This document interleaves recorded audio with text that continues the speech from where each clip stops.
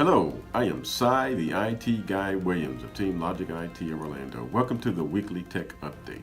This week we're going to talk about edge computing. Now that you've gotten used to the whole idea of cloud computing, edge computing is gaining ground. So what is edge computing?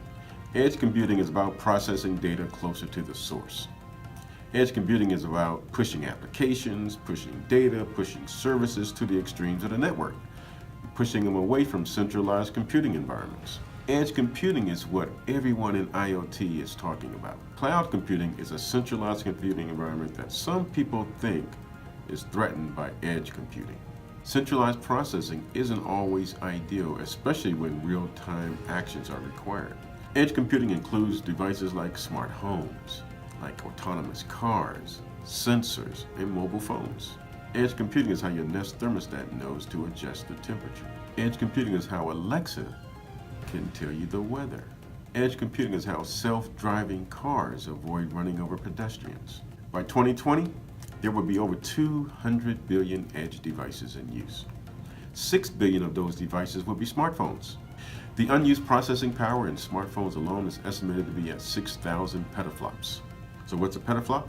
A petaflop is 1,000 million instructions per second, or 1 quadrillion instructions per second, or 10 to the 15th power instructions per second.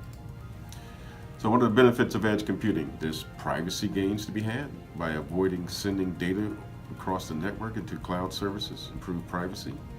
Real-time response, useful when reaction time is critical. Reliability, systems that can work without the network connectivity.